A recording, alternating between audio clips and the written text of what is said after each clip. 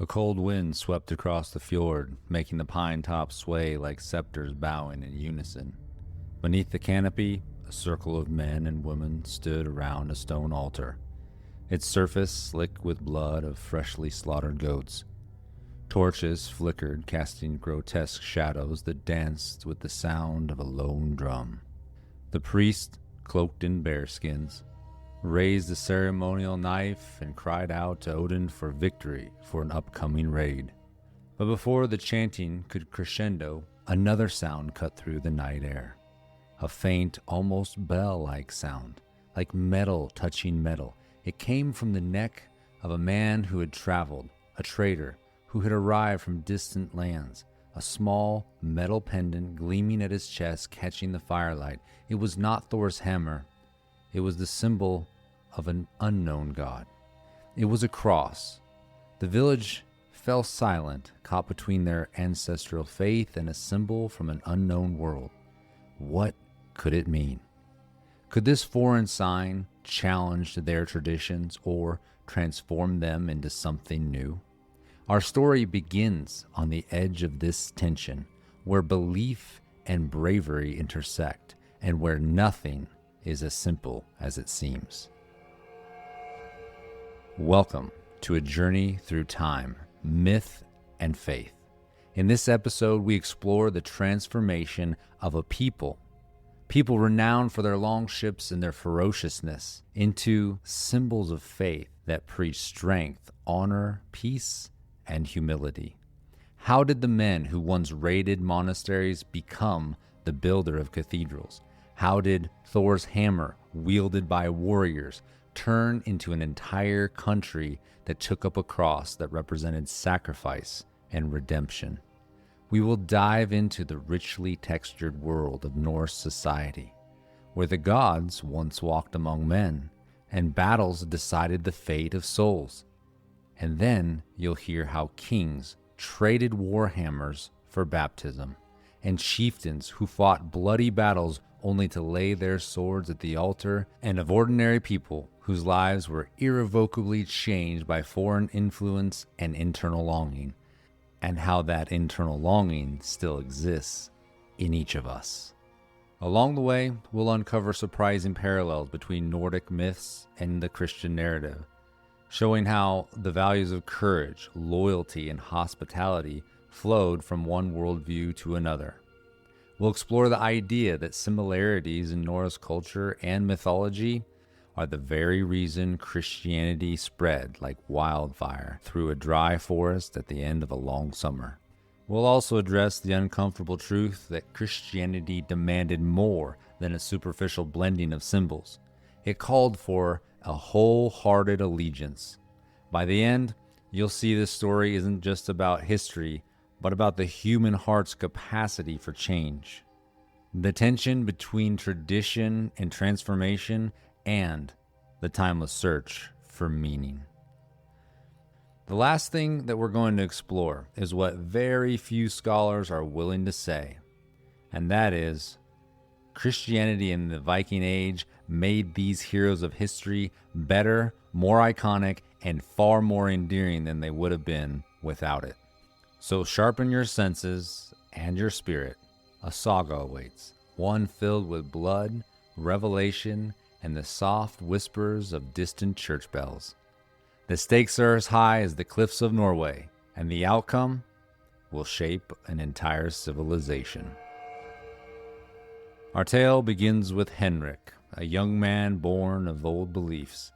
He grew up in a fjord carved deep in Norway's rugged coastline. His father, Gudmund, he was respected, a warrior who proudly bore the scars of many raids. The wooden longhouse they shared, it was adorned with carved dragons and runes invoking protection. As a child, Henrik was taught that honor lay in bravery and hospitality. His elders told tales of gods who rewarded valor and cunning. He learned to fish in icy waters, hunt in dense forests, and wield a sword with deadly precision. The taste of salt and iron, sea spray and blood mingled in his memories. One autumn, traders arrived. They had linen, fine jewels, and strange tales from the south. Among them was brother Anselm, a monk dressed in a simple brown robe, traveling under the protection of merchants. He spoke Norse, and his eyes were steady and kind. Around his neck, like the trader in our opening scene, hung a cross. The villagers viewed this pendant with suspicion, but not outright hostility. After all, hospitality demanded that guests be fed and sheltered before being questioned. Over mead and roasted salmon, Anselm spoke of a god who was not one among many, but the only one, and that he had come to earth as a man and had been executed on a cross. He had risen from the dead after 3 days. His words stirred unease and intrigue. Henrik scoffed quietly. What kind of god dies? But he listened. Winter came early that year. Snow piled high against the longhouse walls. The sky remained dark for long stretches of time. But by the hearth, stories were told, and Gudmund shared with Henrik about the upcoming raid on the monastery across the sea. They have gold, books, and men who can't fight. His eyes gleamed. The gods favor courage. We will take what we need and will return as heroes. Yet Anselm's stories lingered in Henrik's mind. He wondered why a warrior would kneel to a crucified man, why an enemy's god might be more powerful than his own. When spring arrived, Gudmund and his crew, they set sail. The sea was restless, its waves crushing against the dragonhead prow.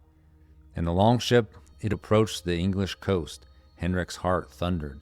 They breached near a monastery. Bells tolled softly from stone towers in the distance. The monastery seemed small and vulnerable, yet there was a sense of peace that emanated from its walls.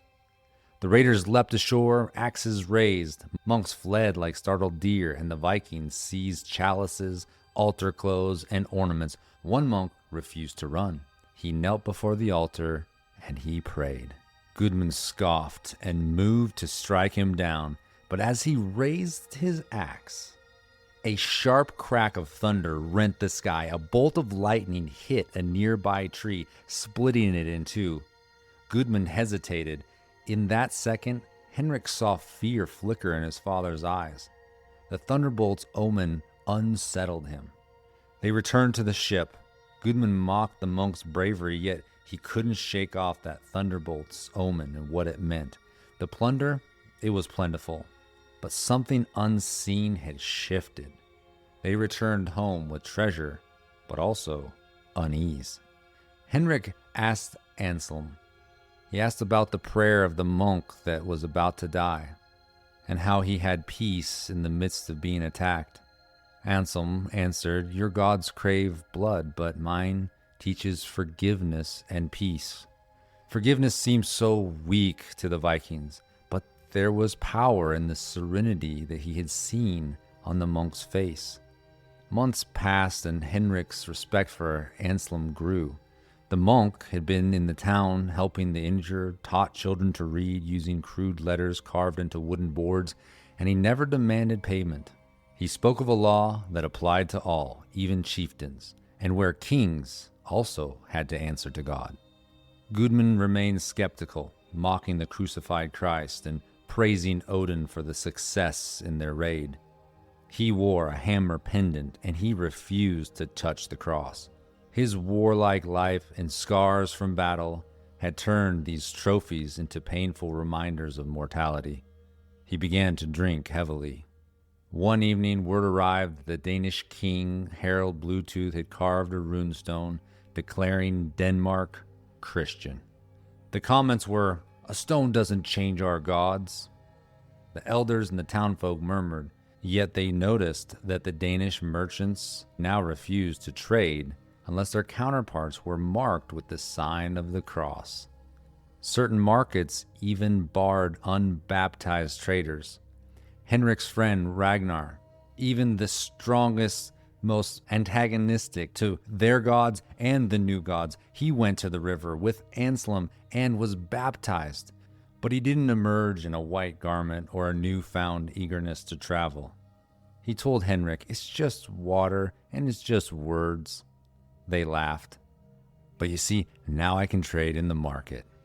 Gudmund scowled at such an experience. We're not cattle to be marked for commerce. Our gods have never failed us. Henrik nodded, yet he noticed how many neighbors quietly took a cross in addition to their hammer amulets. They were just hedging their bets. No one was ready to abandon Thor, but neither did they wish to be locked out of the markets or alliances. The old ways, they remained. The new ways crept in like slow-moving fog. Henrik found himself standing at the edge of a world that was about to change. Late one night, a messenger arrived, breathless, at Gudmund's hall. "Olaf is gathering men," he shouted. "He means to take the throne. He is baptized, and he commands we destroy our temples." Fear spread like wildfire. Within days, Olaf's ships entered the fjord. They torched the small grove where Henrik had watched sacrifices. They hacked down idols and plunged them into the sea. Those who resisted were threatened with exile or death. Henrik saw an old priest weep as his carved gods floated away. In their place, Olaf's men erected a small wooden cross. "This is the true tree of life," Olaf's envoy declared. Gudmund bristled at desecration, yet he knew Olaf's army was too large to resist. Henrik felt anger and relief. Part of him burned at the desecration, yet he had witnessed violence committed in the gods' names, and he felt a pull towards something different. His world was definitely in flux. The story pauses here, at this moment when a young man must decide which way he will walk, towards the thunderous gods of his father or towards the quiet power of the cross. In the weeks that followed, Henrik wrestled with competing loyalties. On one hand, he wore the hammer pendant his father had given him at the age of 13. It was a symbol of strength, a link to his ancestors. On the other hand, Anselm's words about mercy and truth, they resonated deeply. He occasionally touched the cross that hung around Ragnar's neck, and he wondered what it would be like to cast aside the hammer. He noticed neighbors who wore both symbols, and for a time he considered doing the same. Perhaps I can honor both. After all, the cross looked very similar to the hammer. But as he listened to Anselm's teaching, he understood that the new faith did not allow for half measures. The God I serve is a jealous God, jealous of false gods. Anselm explained all of this gently. He calls us to leave behind the idols of wood and stone. We can't serve two masters. We can't mix light and darkness. Those words struck Henrik just like the bolt of lightning at the monastery tree. They were both a challenge and a comfort. Part of him recoiled at the thought of renouncing cultural heritage. Another part of him sensed that truth demanded exclusivity. Gudmund, meanwhile, continued to mock the cross. He wore his hammer pendant proudly and whispered to Thor for good fortune. He saw the cross as weakness, but Henrik noticed his father's tremor. It was worsening. The once fearsome warrior winced when lifting heavy objects. He rarely spoke of Valhalla. In quiet moments, Henrik thought he saw a question in his father's eyes. Are our gods listening? Henrik wondered if Gudmund, too, felt the cracks appearing in the old worldview. One afternoon, Henrik sat with Anselm. They sat by the river. The monk carved letters into a wooden board, teaching Henrik to read simple words. Henrik asked, "Why can't I wear both?" Anselm looked up. "Do you believe both gods are true?" he countered. Henrik hesitated. "I believe the stories of Odin and Thor. They make sense to me, but I also see your God has power. The lightning, the peaceful monk, the way you love and serve the people in this community, all those things speak to me." Anselm smiled. "There can be only one truth, Henrik. If Christ rose from the dead, then he is Lord of all. That doesn't mean your ancestors were evil or foolish. It means they were searching. The old stories point to something greater. You must decide whether to accept that greater thing or hold on to a shadow. Henrik left the conversation troubled. He walked to the charred grove where the idols had been burned. He picked up a fragment of blackened wood and he threw it into the fjord. He watched it float away. He fingered his hammer pendant. He thought about the cross. He felt the weight of his father's expectation and the weight of truth. Could he renounce the old ways? If he did, would he be betraying his ancestors, or would he be fulfilling their deepest longing? The cliffhanger here is not whether he will embrace the new faith, but how he will wrestle with his conscience. Will he hedge his bets and wear both symbols? Or will he recognize that the true God requires exclusive devotion?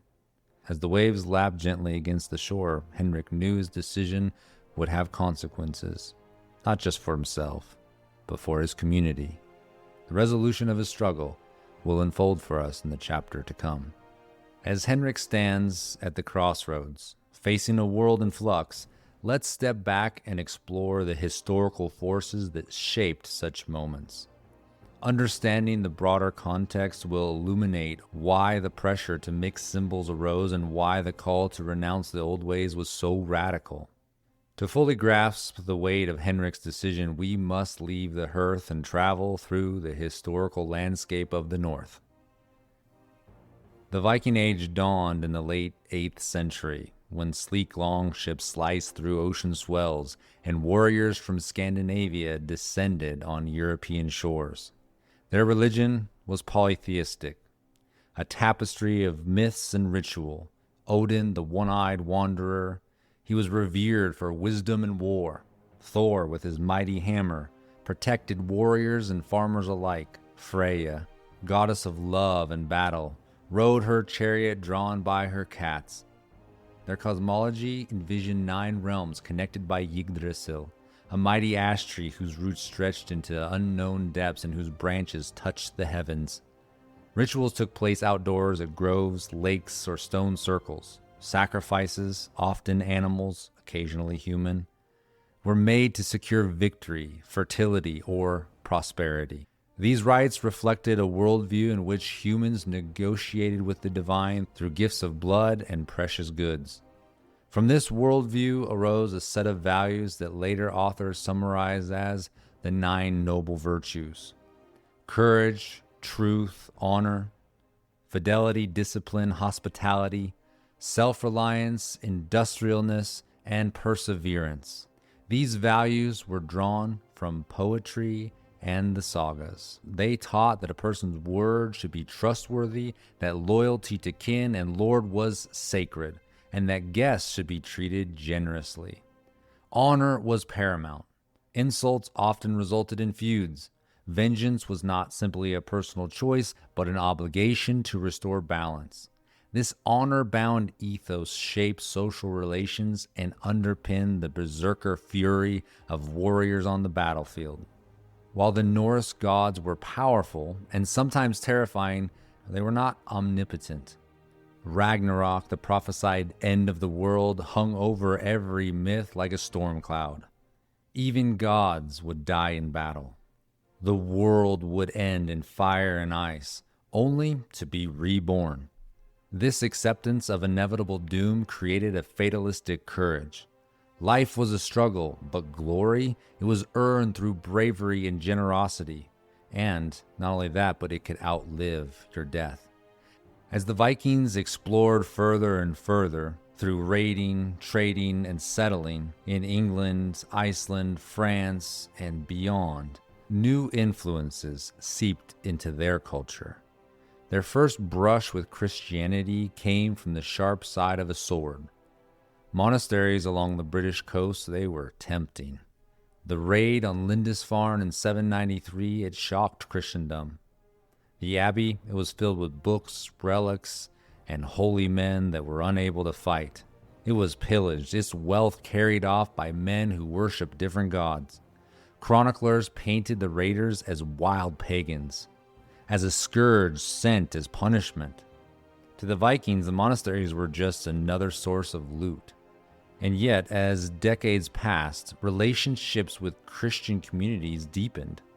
Vikings began to winter in foreign lands. They learned new languages and customs. They began to intermarry and produce children who straddled two worlds.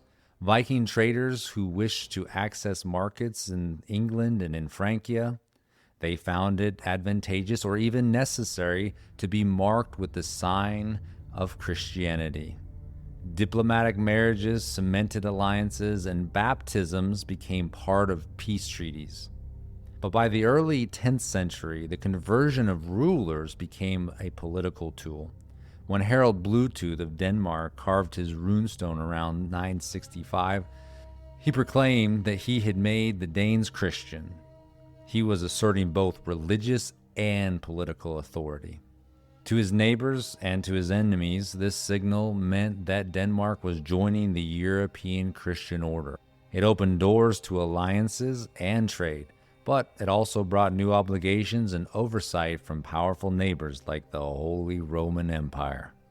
Similarly, Norway's kings used Christianity to consolidate power. The first churches that were introduced by the kings were met with resistance. Olaf used brutal methods, destroyed pagan temples, and forced baptism. And in many ways, his method backfired. But his successor, also named Olaf, later deemed a saint by the church, he embedded the church in Norway's legal system. He built a network of bishops and turned conversions into law. Iceland lacked a king, but it took a different route.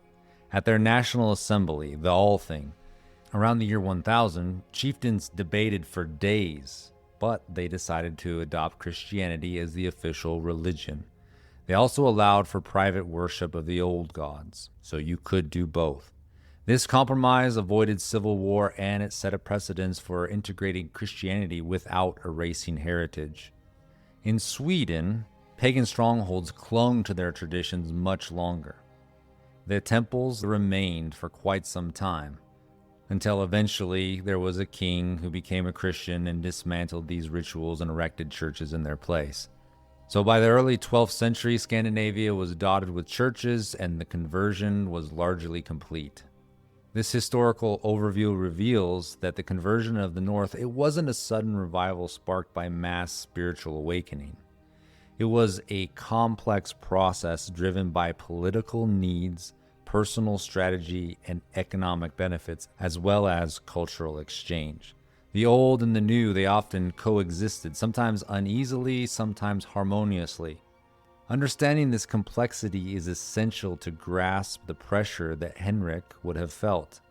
Many around him would have worn hammer and cross, not out of devotion, but just out of prudence. Merchants didn't want to lose business. Chieftains, they hedged alliances. Yet those who truly embraced the gospel eventually realized that they couldn't serve two masters. Mixing was a practical compromise, not a theological resolution. The cross called for the end of sacrifices and the abandonment of idols. The Viking Age was poised between expedience and conviction, a tension we will see play out throughout the rest of this episode. Having surveyed the religious landscape and the political motivations behind conversion, we now turn to a subtle tale of mythic resonance and ethical overlap. Although Christianity demanded exclusive devotion, missionaries recognized that Norse myths contain echoes of the gospel. These echoes eased the psychological shift and allowed converts to see continuity rather than rupture. But even as these similarities were emphasized, the call to renounce the old ways remained clear. At first glance, the conversion of Scandinavia appears to be a story of brute force, kings imposing a foreign religion on their subjects, temples torched, idols smashed. But beneath the political maneuvering lies a subtle tale of resonance, an adaptation that defies a simple conquer and conquered narrative. Christian missionaries saw that the Norse were not mindless pagans, but people with a coherent cosmology. They drew on that cosmology to communicate the gospel. Yet they did not encourage mixing. Instead, they pointed to fulfillment. Consider the symbolism that missionaries would have employed. In the Norse imagination, the world was held together by Yggdrasil, a mighty tree whose roots stretched into the unknown depths and whose branches touched the heavens. Odin sacrificed himself on this tree. He hung there for 9 nights. He did it for himself to gain wisdom. When Christian missionaries sought to explain Christ, they drew parallels to Odin's self-sacrifice. Your God hung on the world tree, they would say. Mine hung on a cross. One gave himself for knowledge that he could use for himself. The other gave himself for knowledge that you could use to know him. Evidence is seen on runestones such as the one at Jelling. Christ is depicted entwined with vine-like patterns, reminiscent of a tree. To Norse eyes, this was not an alien image, but an echo of familiar cosmology. There are carved stones with crosses and scenes from Ragnarok, the death of the gods, and they're interwoven with the scenes from the Passion of Christ. The god Thor wrestles with the Midgard serpent on one side, and Christ triumphs over death and another serpent on the other. The message was clear. This new faith did not erase your myths, but it fulfilled their deepest hopes. Yet, missionaries also taught that Christ's sacrifice was the final one, rendering further offerings unnecessary. The story of Balder provided another bridge. His death by betrayal and his prophesied return at the end of Ragnarok, it was a native template for understanding Christ's death and resurrection. When Scandinavians heard of a god who died and returned, they didn't necessarily scoff. They remembered Balder, their beloved god, who would return. Missionaries used this to explain Easter, but they also insisted that Christ had already triumphed over death, and that waiting for Balder, it was no longer necessary. The old myth was a shadow. The new story was the substance. Even the seasonal festivals aligned. Yule, celebrated at winter solstice, it involved feasting, evergreen trees, decorating, and hopes of the return of light. Missionaries, they didn't ban Yule, preach against it. Instead, they connected it with Christian meaning. They celebrated the birth of Jesus as the true light in the darkness, and they made other connections with Christianity. Balder's return resonated with Easter, the resurrection of Christ, and these connections, they eased the psychological shift. Converts could see continuity, and they could also see it in God's providence. Early preachers, they were careful. The festivals could continue, but the sacrifices, they had to stop. The songs could persist, but the content would change. Ethically, the Viking moral code, it shared considerable ground with Christian virtues. Courage, honor, hospitality, fidelity, they're all hallmarks of Norse culture. Christianity praised courage in martyrdom, honor in keeping vows, hospitality to strangers, and fidelity to God and to spouse. Acts of bravery were still celebrated, but they were now tempered by humility and mercy.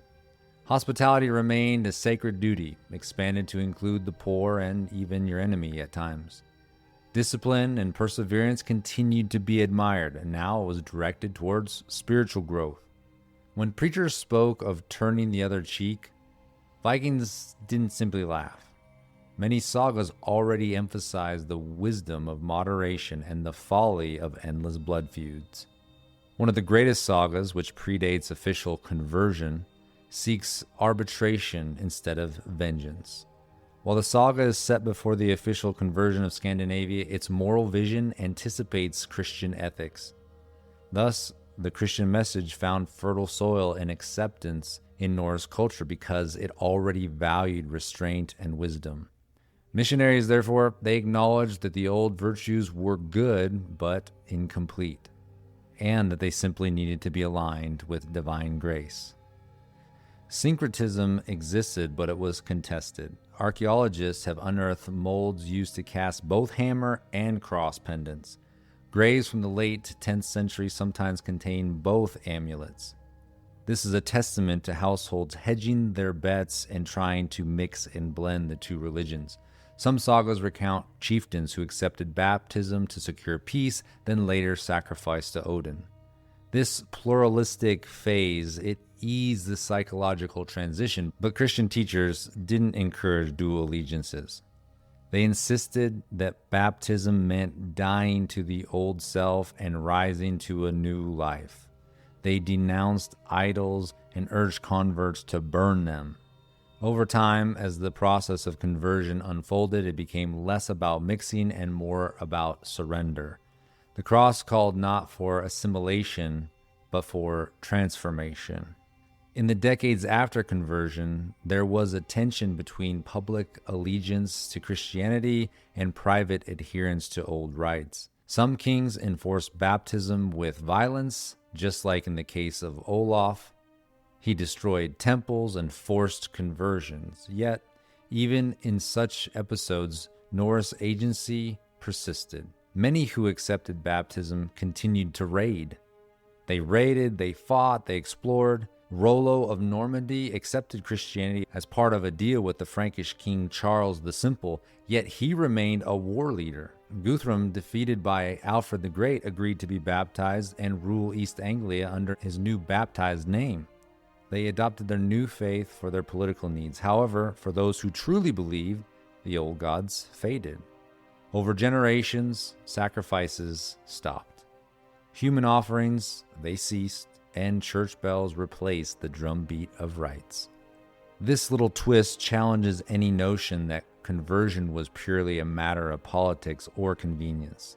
It shows that missionaries used cultural bridges to communicate truth, not just to encourage assimilation. But in reality, not all conversions were political. There were those who genuinely believed, and this twist challenges the notion that conversions were purely a matter of politics. It shows that missionaries use cultural bridges to communicate truth.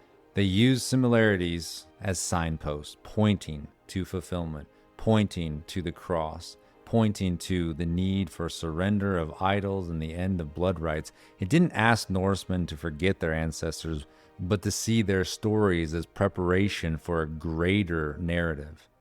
As Henrik weighed his options, he was not choosing between equal gods. He was discerning whether the shadow he had inherited pointed to a light that demands his full allegiance. With this context in mind, let's return to Henrik's story, aware of his inner conflict and that it's a reflection of larger historical tensions. The part of this episode now was going to reveal Henrik as he wrestles with this call to renounce the old ways and embrace the new faith. We're going to see whether he wears both symbols or he discards one. We will explore the consequences of his choice for his family and for his community.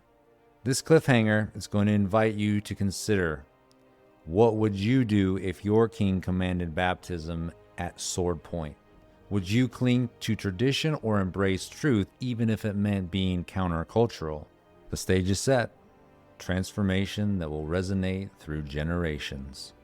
History often feels remote, yet the struggle between old and new, between heritage and conviction, it's universal, and it transcends time. We live in a world where change is constant and where multiple cultures converge. Like Henrik, we may be tempted to try to blend beliefs, hoping to please everyone and offend no one. We may wear the modern equivalent of both hammer and cross, thinking that we can hedge our bets. Yet truth, if it is truth, it demands a response, and it's exclusive. The Viking conversion story reminds us that courage sometimes means letting go of what is familiar to grasp what is real. It means recognizing that our ancestral stories, however noble, were quests for something greater. When the greater thing appears, bravery is not clinging to the old, but embracing the true. At the same time, the Christianization of the North, it shows that the old and the new are not as far apart as we might think. Norse myths about gods who sacrifice themselves and promise of renewal prepared the hearts for the gospel. Just as the moral virtues of courage, honor, and hospitality found fulfillment in Christ's teaching, The tension is not between good and evil cultures, but between incomplete stories and their completion. We all have a deep longing for truth. Sometimes it whispers in our myths, and it roars in our rituals. It calls us to search, question, and be willing to change. The brave embrace truth even when it means being countercultural, even when it means being misunderstood by family or mocked by neighbors and friends. Henrik's journey invites us to consider our own. Where do we see shadows of truth in our heritage? Are we willing to follow them to the source? In the next part of this episode, we'll see whether Henrik has the courage to lay down his hammer and take up the cross, or to stand by his ancestors and deny this newfound religion. For those who want to dig deeper, I would encourage you to reference these chronicles, these archaeological findings. Look at the Anglo-Saxon chronicles, read them, read the history of Lindisfarne, find out more about Harold Bluetooth. These sources will help ground you in history, in scholarship, and they will illuminate what the sagas were trying to say all along. So, we pause here. There will be a part 2 to this episode, but I'm going to leave you with this. Be bold, be strong, and awaken the Viking in you.